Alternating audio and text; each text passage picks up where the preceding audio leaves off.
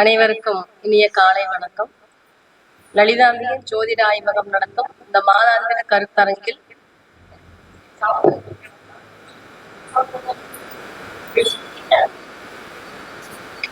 அனைவருக்கும் இனிய காலை வணக்கம். இந்த லலிதாம்பிகை ஜோதிட ஆய்வகம் நடத்தும் கருத்தரங்கில் எனக்கும் ஒரு வாய்ப்பளித்த அனைத்து நல்லுள்ளங்களுக்கும் நன்றிகளையும் வணக்கங்களையும் வாழ்த்துக்களையும் கூறிக்கொண்டு இன்று தசாபுத்தியும் சம்பவம் என்ற தலைப்புல ஒரு சிறிய உரையாற்றலாம் என்று இருக்கிறேன். இப்போ ஒரு மாலை எடுத்துட்டோம்னா அது மல்லிகைப்பூவாவே இருந்தா மனமா நல்லா தான் இருக்கும். கூடவே வேப்பந்தலை இல்ல தலையெல்லாம் சேர்த்து கட்டிட்டோம்னா கொஞ்சம் வாசனைகள் மாறும். அப்ப நம்ம வாழ்க்கையில சுவாரஸ்யங்களோ கசப்புகளோ துன்பமும் துன்பம் மாறி மாறி இருக்கக்கூடியது இயல்புதான். ஏன்னா ஒரே மாதிரி இனிப்பா சாப்பிட்டு நமக்கே திகட்டும். அந்த வகையில பார்த்தோம்னா நம்ம வாழ்க்கையில் நடக்கிற அனைத்து சம்பவங்களுக்கும் ஜோதிட ரீதியாக என்ன காரணங்கள் அப்படின்னு இன்னைக்கு பரிமாறலான்னு இருக்கிறேன். அப்போ நம்ம வாழ்க்கையில 20 வயசுல படிக்கிற கல்வி 70 வயசுல ஒருத்தர் படிக்கிறாரு. 25 வயசுல ஆகிற கல்யாணம் 45ல ஆகுது. 27 வயசுல பிறக்கக்கூடிய குழந்தை 50 வயசுல கூட பிறக்குது. அப்ப இந்த மாதிரி கால சூழல்ல எல்லாத்துக்குமே அவங்க அனுபவக்கூடிய விஷயங்கள் மாறி மாறி கால மாற்றத்தால் நடந்துட்டு இருக்கு. அப்ப இதுக்கு முழுமையான காரணம் பார்த்தோம்னா ஜோதிட ரீதியாக நவகோள்கள் முக்கிய பங்கு இருக்குது. அதே மாதிரி 12 பாவங்கள், அடுத்த நட்சத்திரம் 27 நட்சத்திரங்கள், இந்த 3 விஷயத்துக்குள்ள நம்ம வாழ்க்கை ஓடிக்கிட்டே இருக்கு. அப்போ அந்த நவகோள்கள் அவங்கவுங்க பிறந்த கால ஜாதகப்படி எந்தெந்த பாவக ரீதியாக தொடர்பு இருக்குதோ அந்தந்த சம்பவங்கள் நம்ம வாழ்க்கையில் நடக்கும். இப்ப உதாரணத்துக்கு இப்ப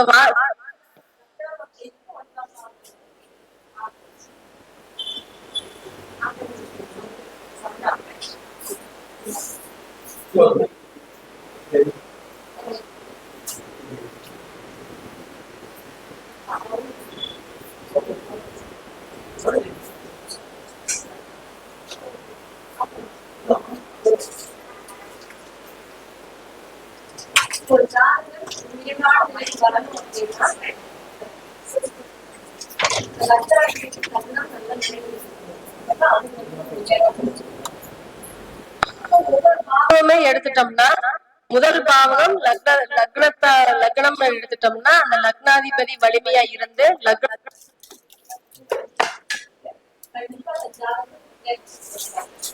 அப்ப இதே ஒன்றாம் பாவம் 11ஆம் விஷயங்களும் அது அவருக்கு நிறைவேறும்.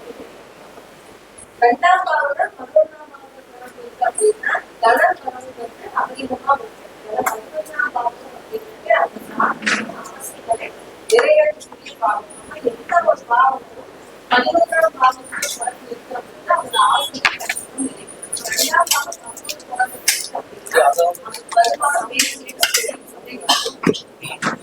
2ஆம் பாவம்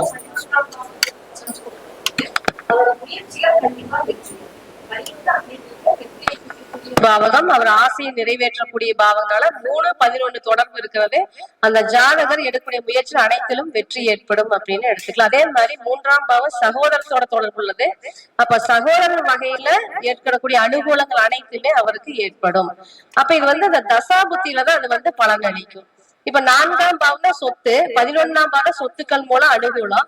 இப்ப ஒருவருக்கு 4ஆம் பாவ தசாபுத்தி நடப்புல இருக்குது அப்படின்னா அவருடைய சொத்துக்கள் மூலம் ஒரு லாபம் ஏற்படும். அதே மாதிரி ஒரு 3, 4, 11 அந்த தசாபுத்தி காலங்கள்ல இருக்கிற போது அவர் அந்த சொத்தை வித்தா கூடி அதன் மூலமா அபரிதமான ஒரு லாபம் கிடைக்கும். ஆனா 11 தொடர்பு அப்படிங்கிறது தசாபுத்தி வகையில அவருக்கு எப்பவுமே ஒரு உயர்வினையும் லாபத்தையும் கொடுக்கும்னு எடுத்துக்கலாம்.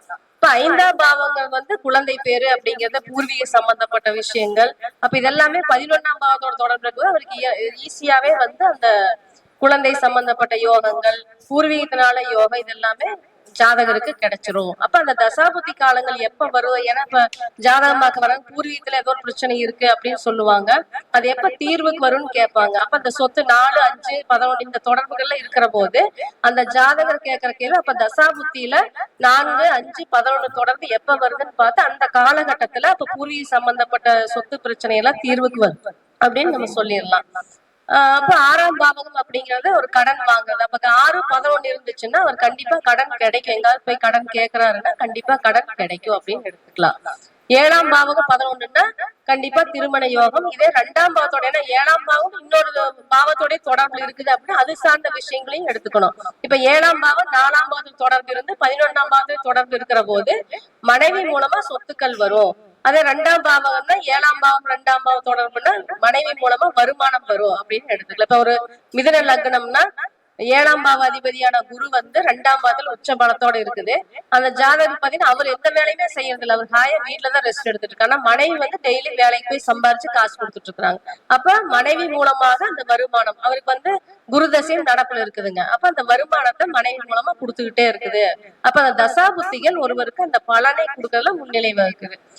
இப்ப 9ஆம் பாவம் அப்படின்னா தந்தையார் மூலமான ஒரு அனுகூலம், அரசு பதவி. அப்ப 9ஆம் பாவம் 10ஆம் பாவம் 11ஆம் பாவம் இந்த 3 பாவங்கள் ஒரு கனெக்டிவிட்டி வர்ற போது கண்டிப்பா அந்த ஜாதகருக்கு சொந்த தொழில் அமைகிற யோகம் இருக்கும். அதே மாதிரி அரசு சார்ந்த உத்தியோகம் அமையக்கூடிய அமைப்பு நல்லாவே இருக்கும். அப்போ அந்த ஒரு பாவம்னா அதோட தொடர்புடைய பாவத்தை 11ஆம் பாவத்தோட சேர்த்து பார்த்தோம் அப்படின்னா அது சக்சஸ் ஆகக்கூடிய விஷயத்த நம்ம எடுத்துக்கலாம். அதே மாதிரி 10, 11 அந்த தொடர்பு இருக்குது அப்படின்னா சொந்த தொழில ஜெயிக்கக்கூடிய அமைப்பு. அப்ப ஒருத்தர் சொந்த தொழில் பண்ணலாமான்னு கேட்டா கண்டிப்பா அவரோட ஜாதகத்துல 10ஆம் பாவகம் 11ஆம் பாவத்துடைய 2ஆம் பாவத்துல தொடர்புல இருந்தது அப்படின்னா நீங்க சொந்த தொழில் பண்ண நல்லா இருக்கும்னு சொல்லிடலாம். இதே வந்து 6ஆம் பாவம் தான் வேலை செய்யுது அப்படின்னா நீங்க கண்டிப்பா இப்போதைக்கு சொந்த தொழில் அமைப்பு இல்ல, அடிமை தொழில் தான் போகணும் அப்படின்னு நம்ம அட்வைஸ் பண்ணிக்கலாம். அப்ப அந்த பாவகத்துல 12ஆம் பாவம் 11 அப்ப வெளிநாடு போற அமைப்பு இருக்கான்னு கேட்டா நம்ம வந்து 9, 12, 11 இந்த 3 பாவகங்கள் தொடர்பு இருக்கிற போது கண்டிப்பா அவரு வெளிநாட்டுக்காக போவாரு. 9ஆம் பாவம் கல்வி, அப்ப கல்விக்காக வெளிநாடு போற அமைப்பை கொடுத்துரும். அப்ப எந்த ஒரு பாவகமா இருந்தாலும் 11ஆம் பாவம் இல்லைன்னா 1ஆம் பாவத்தோட தொடர்பு இருக்கிற போது முழுமையான பலன் அந்த ஜாதகருக்கு கிடைக்கும். அப்ப தசா புத்திகள் அந்த நடைமுறையில் இருக்கிற போது 100% நடக்கும் எடுத்துக்கலாம். இதுலயே வந்து இப்ப ஒரு ஜாதகத்துல யோகாதிபதி பாதகாதிபதின்னு 2 விஷயம் இருக்குது. யோகாதிபதியோட தசாபுத்தி நடக்கிற போது கண்டிப்பா அவருக்கு ஏதோ ஒரு வகையில வாழ்க்கையில பிரச்சனைகள் வந்தாலும் ஈஸியா கடந்து போயிருவார். இதே வந்து யோகாதிபதி ஒரு கிரகம் வந்து இப்ப ரிஷப லக்னம்னா யோகாதிபதி பாதகாதிபதி 2மே சனிதான். அப்ப அவரு வந்து அந்த காரகத்துவ விஷயங்கள்ல அப்ப சனினாவே தொழில், அப்ப தொழில் துறையில அவரு கண்டிப்பா ஜெயிக்கக்கூடிய அமைப்பை கொடுத்துரும். ஆனா அவரே பாதகாதிபதியாக இருக்கிறதுனால கொஞ்சம் கஷ்டத்தின் பேர்ல தான் அந்த தொழில் நடத்துவாரு. ஆனா இறுதி முடிவு பாத்தீங்கன்னா யோகாதிபதிக்கு உண்டான வேலையை தான் செய்யும். இப்ப சனி வந்து ஒரு ரிஷப லக்னம் 4ஆம் பாவத்துல சனி இருக்கு. இது வந்து 9, 10க்குரிய சனி வந்து 4 இருக்கு. அவருக்கு சனி தசையா நடக்குது அப்படின்னு எடுத்துட்டோம்னா கண்டிப்பா அவரு தொழில ஜெயிப்பாரு. அந்த தொழில கொஞ்சம் போராட்டத்தின் பேர்லதான் ஜெயிப்பாரு. அப்ப கோச்சார கிரகங்களையுமே நம்ம பார்க்கணும். இப்ப வந்து சனி சிம்மத்துல வந்து கேது போகுது, சனி தசையும் நடப்புல இருக்கு. அப்ப தொழில நெருக்கடிகள் கண்டிப்பா சந்திப்பாரு. ஆனா யோகாதிபதியாம் இருந்து பாதகாதிபதியாம் இருந்து ராகுகேது சம்பந்தம் வருது அப்படிங்கும் போது அந்த நெருக்கடிகள் பேர்லதான் அந்த தொழில் நடக்கும். ஆனா இறுதி முடிவு கண்டிப்பா தொழில ஜெயிச்சிருவாரு. அந்த காரத்துவ விஷயங்களை கை வைக்காது. அப்ப பாதகாதிபதி அப்படின்னு இருந்தாலும் சனி சம்பந்தப்பட்ட தொழில்ல அவருக்கு வந்து மேலும் மேலும் உயர்வு தான் வருதுன்னு எடுத்துக்கலாம். உதாரணம் கும்ப லக்னம் முதல் தரமான யோகாதிபதினு பார்த்தா சுக்கிரன் தான். ஆனா கும்பலக்ன பாதகாதிபதியும் சுக்கிரன் தான். அவர் வந்து 4ஆம் வீட்டுல இருக்கிறாருன்னா சுக்கிரன்னாவே நம்ம ஆடம்பரமான ஒரு வீடு இல்ல மனைவி சம்பந்தப்பட்டது பெண்கள் சம்பந்தப்பட்ட யோகா அதுல எல்லாம் வந்து எந்த குறைபாடுமே அவருக்கு இருக்காது. ஆனா 9ஆம் பாவ அதிபதி சுக்கிரனா இருக்கிறதுனால அதுக்கு உண்டான வலி வேதனைகள் கொஞ்சம் கொடுக்கும் அப்படின்னு எடுத்துக்கலாம். அப்ப எந்த ஒரு பாவகமா இருந்தாலும் அந்த கிரகங்கள் மறையாம இருக்கிறது மிகச்சிறப்பு. இப்ப இதே யோகாதிபதி வந்து ஒரு 6, 8, 12 லக்னத்துக்கும் கூடாது, அந்த குறிப்பிட்ட பாவங்களுக்கும் மறையக்கூடாது. அப்ப 6, 8, 12 லக்னத்துக்கு மறைஞ்சிருந்து அப்படின்னா அப்ப அந்த யோகாதிபதியா இருந்து செய்யக்கூடிய வேலைகள் சிறப்பா தான் இருக்கும். ஆனா அந்த 6, 8, 12 போது அதுக்குள்ளான அவமானம், பிரச்சனை, கடின முயற்சி அதன் பேர்லதான் அந்த விஷயம் சக்சஸ் ஆகும். ஆனா யோகாதிபதியோட சம்பந்தப்பட்ட எந்த கிரகமுமே முழுமையா தீமை தராது, கண்டிப்பா அதற்குண்டான பலனை கொடுக்கும் அப்படின்னு எடுத்துக்கலாம். சரிங்களா? அடுத்து லக்னத்துக்கு கேந்திரத்தில் இருக்கிற கிரகங்களும் திரிகோணத்தில் இருக்கிற கிரகங்களும் ரொம்ப முக்கியம். அப்ப கேந்திர திரிகோணம் ஒண்ணு கொண்டு இப்ப கும்பலக்கணமே இப்ப பேசணும். 4ஆம் பாவத்துல சுக்கிரன் வந்து இருக்குது. 9ஆம் பாவ அதிபதி போது அப்ப சொத்து சுகத்திலையும் மற்ற தந்தையார் வழி யோகம் அரசு சம்பந்தப்பட்டது தொழில் சமய யோகம் எல்லாமே வந்து சிறப்பா தான் இருக்கும். அப்ப கேந்திரம், திரிகோணம், யோகாதிபதி யாரு, அது அஷ்டமஸ்தானத்துல இருந்தாலும் யோகத்துக்குண்டான வேலையத்தான் செய்யும். அது போலவே கோச்சார கிரகங்களின் பங்கு ரொம்ப முக்கியம். இப்ப உதாரணத்துக்கு பாத்தீங்கன்னா கடக லக்னம், அவங்க 10ல குரு இருக்குது.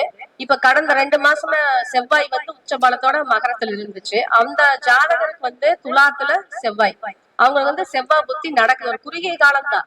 ஆனா அந்த 2 மாசத்துக்குள்ள அவங்க வீடு கட்டிட்டாங்க. எப்படின்னா கோச்சார குரு அந்த செவ்வாயை பார்வை செய்து, அவங்களுக்கு துலாத்துல இருக்கக்கூடிய செவ்வாய, அதே மாதிரி கோச்சார செவ்வாயும் அந்த ஜனன ஜாதகத்துல இருக்கக்கூடிய குருவை பார்வை செய்யுது. அப்படிங்கும்போது அந்த வீடு கட்டலாம் அப்படிங்கிற எண்ணம் ஒரு பிரஷரா டக்குனு ஒரு 50 நாள்ல ஒரு அருமையான வீடு அமைப்பா கட்டிட்டாங்க. அப்ப அவங்க செவ்வாய் புத்தியும் நடந்து, கோச்சாரத்துல அந்த குரு செவ்வாய், ஏன்னா வீட்டுக்கு அதிபதி செவ்வாய், அப்ப அதுக்கு உண்டான காரணத்தை அந்த குரு தூண்டி கொடுக்குறாரு, நீங்க இந்த வீடு கட்டுங்க அப்படின்ட்டு. அப்ப குரு அந்த கோச்சாரத்துல பயணிக்கிற போது அந்த எண்ணங்களை நமக்கு ஜாதகருக்கு அதிகமாக கொடுத்து அந்த விஷயம் நடைமுறை கொண்டு வரக்கு உதவி செய்வார். இதே ராகுக்கு எது இருந்துச்சு அப்படின்னா ஏதோ ஒரு பாதிப்புகள் வரும். அப்ப கோச்சாரத்துல ஒரு கிரகம் பயணிக்கும் போது ஜனன ஜாதகத்துல சுப கிரகங்கள் இருக்குது அப்படின்னா கண்டிப்பா ஒரு நல்ல பலனையும், அதே மாதிரி தீய கிரகங்கள் இருக்கும் பட்சத்துல அதுக்குனால தீய பலன்களை கொடுக்கும். ஆனா தசா புத்திகள் நல்லா இருந்துச்சுன்னா அந்த சிரமத்தின் பேர்ல இருந்தாலும் அந்த விஷயம் சக்சஸ் ஆயிரும் அப்படின்னு எடுத்துக்கலாம். சோ நம்ம ஒரு விஷயம் நடக்குமா நடக்காதான்னு கேட்டாங்க அப்படின்னா நம்ம இந்த பாவக ரீதியா பார்த்து 11ஆம் பாத தொடர்பு படுத்தி பார்த்து 11 தொடர்பு இருந்துச்சுன்னா கண்டிப்பா நடக்கும்னு சொல்லிடலாம். சைமல்டேனியஸா கோச்சாரத்திலயும் அந்த காரக கிரகம் அந்த பாவத்தோட தொடர்புல இருக்குது அப்படின்னா கண்டிப்பா அந்த விஷயம் சக்சஸ் ஆகும் அப்படின்னு சொல்லலாம். இதே மாதிரி இப்ப ஒரு உதாரணத்துக்கு 4ஆம் பாவகம் அப்படின்னு எடுத்துட்டா அந்த 4ஆம் பாவத்துல இருக்கக்கூடிய கிரகம் எங்க இருக்கோ அதோட 2 காரகத்துவத்தையும் அவங்க ஜாதகருக்கு கொடுக்கும். அதே மாதிரி அந்த கிரகம் எந்த நட்சத்திர பாதத்துல இருக்குதோ அந்த அதிபதியோட வேலையை அந்த ஜாதகருக்கு கொடுக்கும். இப்ப உதாரணத்துக்கு பாத்தீங்கன்னா மிதுன லக்னங்க, 7ஆம் பாவ மிதுன லக்னம் 7ஆம் பாவத்துல சுக்கிரன் புதன் இதெல்லாமே இருக்கு. இதுல பாத்தீங்கன்னா அவருக்கு சுக்கிரன் புத்தியோ சுக்கிரன் தசை இல்ல. ஆனா புதன் 7ஆம் பாவத்துல குருவோட நட்சத்திரம் இருந்து பரிவர்த்தனை யோகத்துல இருக்குது. அப்படிங்கும் போது அவருக்கு திருமண யோகத்தை கொடுத்துருச்சு. அப்ப அந்த நட்சத்திரமா அவங்களுக்கு அந்த சம்பவங்கள் நடக்கிறதுக்கு உறுதுணையாக இருக்குது அப்படின்னு சொல்லி அவங்க ஜாதகப்படி என்ன தசாபுத்தி நடக்குதோ அதுக்குண்டான விஷயங்களை நம்ம முன்னெடுத்து செஞ்சோம்னா வெற்றி உறுதி. இதே தசாபுத்தி வேற மாதிரி இருக்கிற போது நம்ம வேற மாதிரி செஞ்சா கண்டிப்பா ஃபெயிலியர் தான். அதுக்கேற்ற வழிபாடுகள் செஞ்சு நம்ம விருப்பத்தை நிறைவேற்றிக்கலாம். நன்றி. இந்த வாய்ப்புக்கு மீண்டும் ஒரு நன்றி சொல்லி விடைபெறுகிறேன். நன்றி, வணக்கம்.